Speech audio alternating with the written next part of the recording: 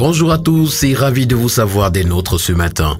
À la grande une du quotidien bleu d'Amalmana le jour, immeuble effondré à Dogbon, déjà 40 morts. L'information a été retrouvée des pages 2 à 3. Vie chère en petite une, les prix des produits alimentaires augmentent de 13,7%. Dans sa note sur l'évolution des prix à la consommation des ménages au Cameroun, publiée le 25 juillet 2023, l'Institut national de la statistique révèle qu'en mai 2023, le taux d'inflation s'est situé à 7,8%. L'hommage de Maître Akeremouna à John Frondi est également retrouvé ce matin dans les colonnes du quotidien Le Jour. Pour le quotidien L'Info à chaud, déjà 42 morts après l'effondrement de l'immeuble à Dogbon-Douala.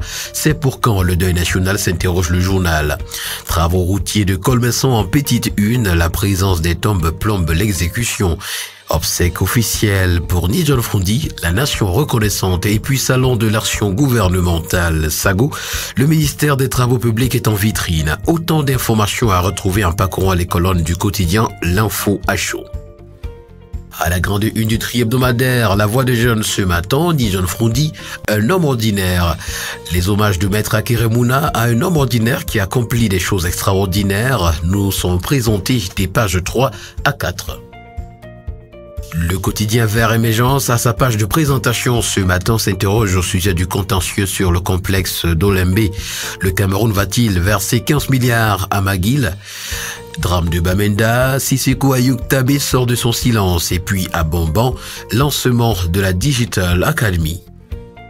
Le tri hebdomadaire Le Soir s'intéresse ce matin à la mission d'étude d'élaboration de la politique actionnariale de l'État du Cameroun.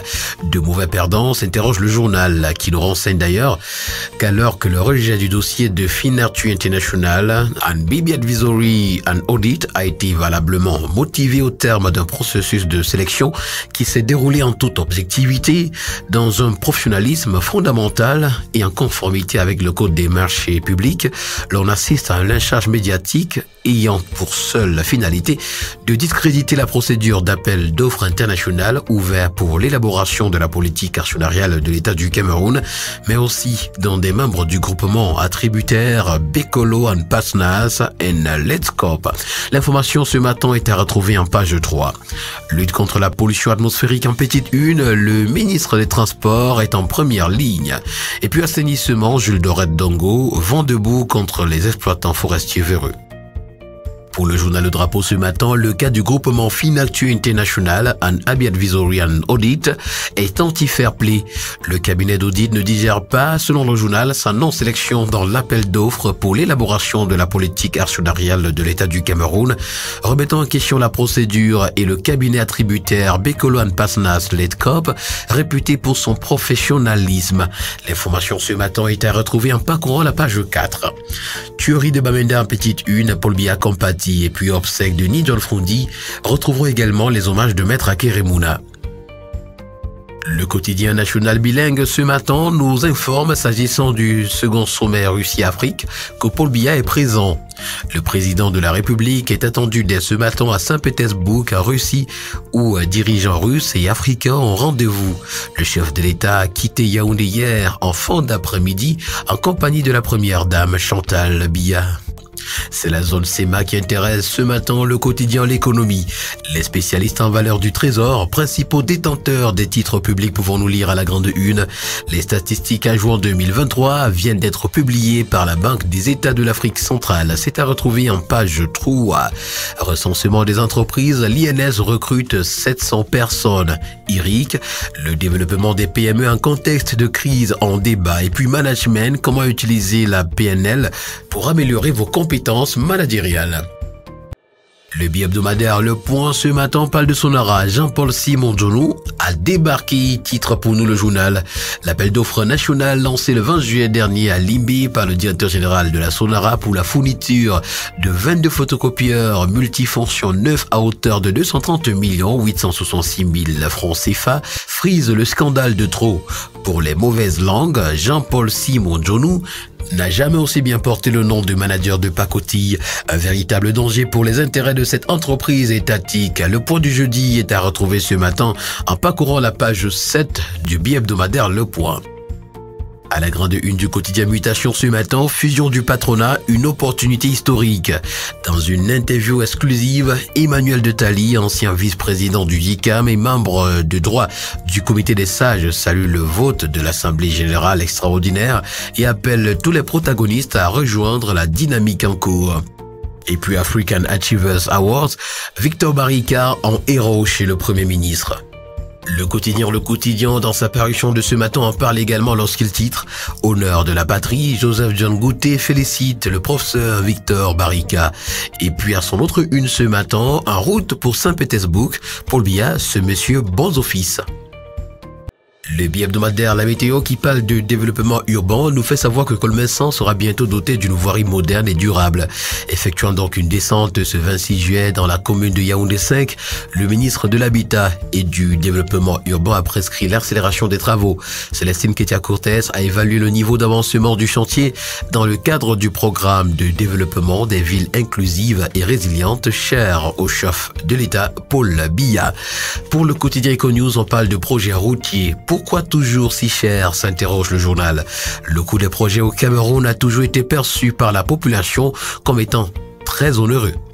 Afin de lever définitivement le voile des incompréhensions, le ministère des Travaux publics a expliqué hier au Salon de l'action gouvernementale le mécanisme de la logique des coûts d'un projet. Malgré les algorithmes présentés, pourquoi enregistre-t-on toujours des retards dans l'exécution des chantiers routiers, s'interroge encore le quotidien Econews qui nous en propose un décryptage d'ailleurs à sa page 3. Le quotidien de la santé, EcoSanté ce matin, parle de la semaine de l'allaitement maternel à sa grande une. Lancement officiel de la 31e édition ce jour. Dans cette semaine, le ministre de la Santé publique, avec l'appui de ses partenaires, organise plusieurs activités de sensibilisation afin d'éduquer la population, notamment les parents, sur les bienfaits et les défis de l'allaitement maternel. À Douala, elle perd sa vie en allumant le gaz au téléphone. Il s'agit d'une jeune femme résidente au quartier Pika 21, situé dans l'arrondissement de Douala 3. Complément alimentaire, le MinSanté autorise la mise en consommation humaine de 6 produits. Ces 6 produits nous sont présentés ce matin à la page 9 du journal. Pour le bi-hebdomadaire, le Financier d'Afrique, on parle de financement des infrastructures. 4 931,1 milliards de francs CFA investis dans 11 projets en PPP. Ils touchent les domaines de la santé, de l'énergie, des transports, du logement, du développement urbain et bien d'autres. L'information est à retrouver en parcourant les colonnes du journal. Afrique centrale, la BDA porte son capital à 1500 milliards de francs CFA. Banque centrale, un excédent budgétaire de la BIAC de 330 milliards de francs CFA en 2023. Et puis financement bancaire, les conditions d'octroi des garanties de l'État aux PME nous sont présentées. Le bi-hebdomadaire Génération Libre, dans l'affaire des conteneurs avariés au port de Douala, nous présente l'éclairage du Congelcam.